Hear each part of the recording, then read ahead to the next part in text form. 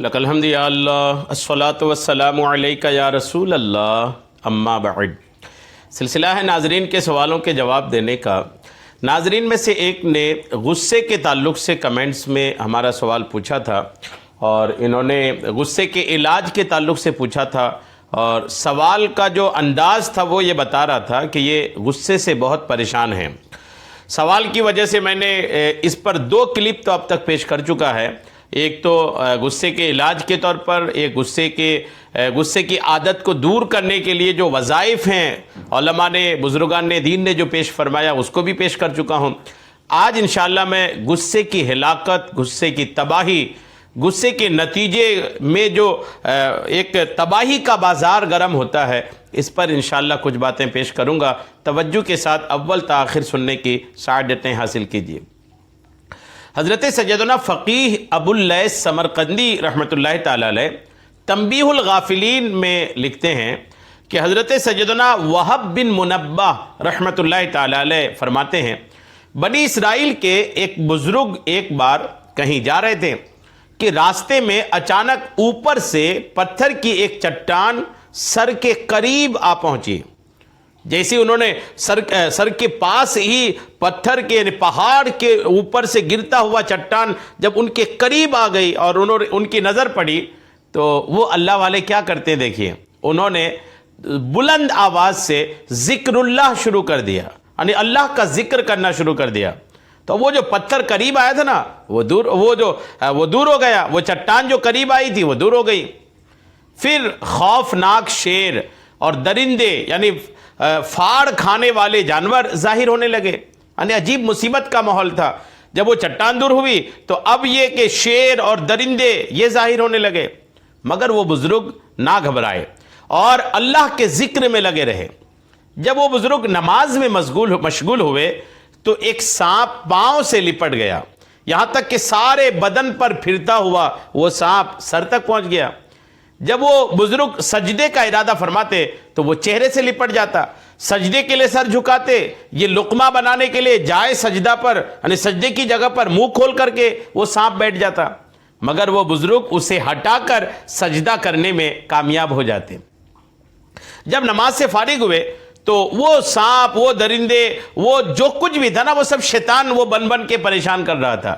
وہ بزرگ جب ان چیزوں سے نہیں ڈرے اور اپنی نماز مکمل کر لی تو وہ شیطان کھل کر اپنی شکل میں سامنے آیا اور کہنے لگا، یہ ساری حرکتیں میں نہیں کی ہیں، میں آپ کے ہمت اور حوصلے سے بہت متاثر ہوا ہوں، لہٰذا میں نے یہ طے کر لیا ہے کہ آپ کو کبھی بھی نہیں بہکاؤں گا، مہربانی فرما کر مجھ سے دوستی کر لیجئے۔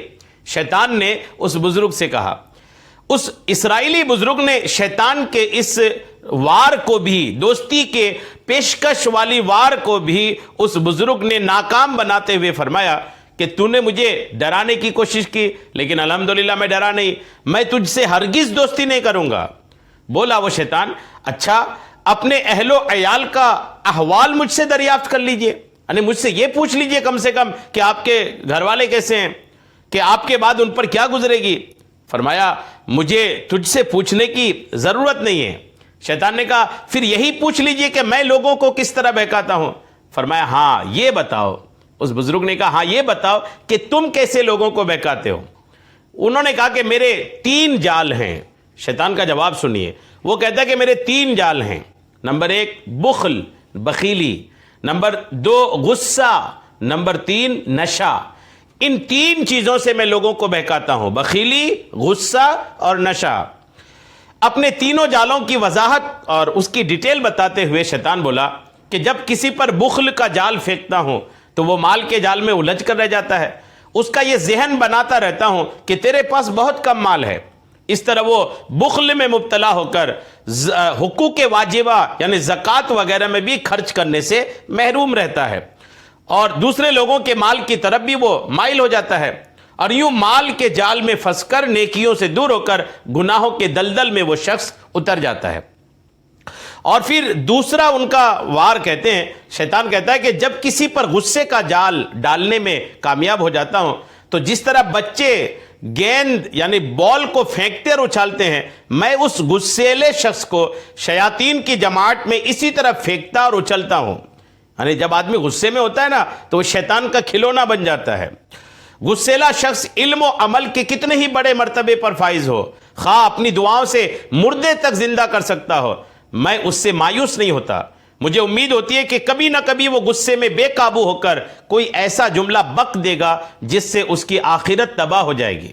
جی ہاں، شیطان کہتا ہے کہ جو غصیلا آدمی ہوتا ہے نا اس سے میں مایوس نہیں ہوں، یعنی اگر اتنا بڑا شخص ہے وہ کہ دعا کر کے مردوں کو زندہ کر دیتا ہے، پھر بھی میں اس سے امید رکھتا ہوں کہ کبھی نہ کبھی یہ غصہ کرے گا اور غصے میں ایسا کچھ بولے گا کہ اس کا ایمان تباہ ہو جائے گا۔ یعنی غصہ اتنا خطرناک ہے۔ اور نشہ تو کہتے ہیں کہ تو میرے اس جال کا شکار، یعنی کسی نشے میں دھت اس کو تو میں بکری کی طرح کان پکڑ کر جس برائی کی طرف چاہوں لیے پھرتا ہوں۔ جب نشے میں ہوتا ہے نا شیطان اس کے بکری کی طرح کان پکڑ لیتا ہے اور پھر گھمائے پھرتا ہے اس کو برائیوں کی طرف۔ اس طرح شیطان نے یہ بتا دیا کہ جو شخص غصہ کرتا ہے وہ شیطان کے ہاتھ میں ایسا ہے جیسے بچوں کے ہاتھ میں گیند۔ اس لیے غصہ کرنے والوں کو صبر کرنا چاہیے تاکہ شیطان کا قیدی نہ بنے کہ کہیں عمل ہی ضائع نہ کر بیٹھے، اپنے اعمال ہی خراب نہ کر بیٹھے۔ اس لیے غصے سے بچنے کی بہرحال کوشش کرنی چاہیے۔ یہ واقعہ تنبیہ الغافلین کے صفحہ 110 میں لکھی ہے۔ اس بزرگ کی گفتگو میں شیطان نے یہ بات بھی بتائی کہ غصیلا انسان شیطان کے ہاتھ میں اس طرح ہوتا ہے جیسے بچوں کے ہاتھ میں گیند، لہٰذا غصے کا علاج کرنا ضروری ہے۔ کہیں ایسا نہ ہو کہ غصے کے سبب شیطان کفر بکوا کر سارے اعمال برباد کر ڈالے۔ بارے شریعت میں کسی سے کہا کہ گناہ نہ کر ورنہ خدا تجھے جہنم میں ڈالے گا، اس نے کہا میں جہنم سے نہیں ڈرتا، یا کہا خدا کے عذاب کی کچھ پرواہ نہیں، یا ایک نے دوسرے سے کہا تو خدا سے نہیں ڈرتا، اس نے غصے میں کہا نہیں، یا کہا خدا کیا کر سکتا ہے، اس کے سوا کیا کر سکتا ہے کہ دوزخ میں ڈال دے، یا کہا کہ خدا سے ڈر، اس نے کہا خدا کہاں ہے۔ یہ سارے کلمات کفریہ ہیں، یعنی آدمی ان کلمات کے بکنے سے کافر ہو جائے گا۔ اور غصے میں لوگ یہ بولتے ہیں۔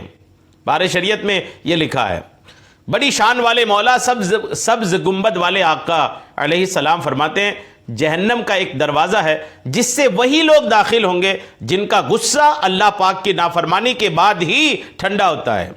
یعنی غصہ اگر ہوا تو جب تک اللہ کی نافرمانی نہ کر لے تب تک ٹھنڈا نہیں ہوتا۔ ایسا غصے والے شخص کے لیے جہنم میں الگ ایک دروازہ ہے جس سے وہ داخل ہوں گے۔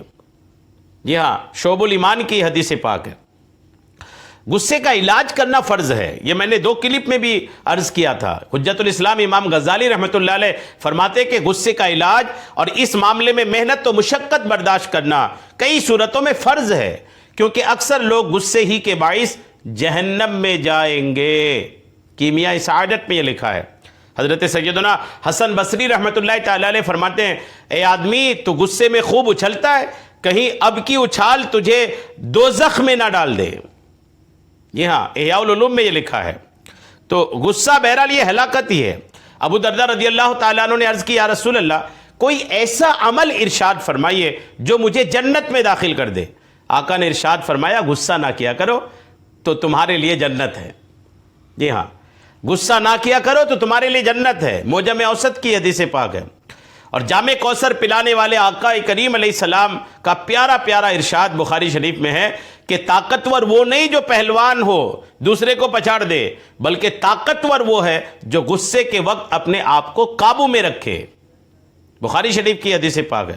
اور فرمان مصطفیٰ ہے، اللہ پاک فرماتا ہے کہ جو اپنے غصے میں مجھے یاد رکھے گا، اللہ فرماتا ہے جو غصے میں مجھے یاد رکھے گا میں اسے اپنے جلال کے وقت یاد کروں گا، اور ہلاک یعنی عذاب ہونے والوں کے ساتھ اسے ہلاک یعنی عذاب نہ کروں گا۔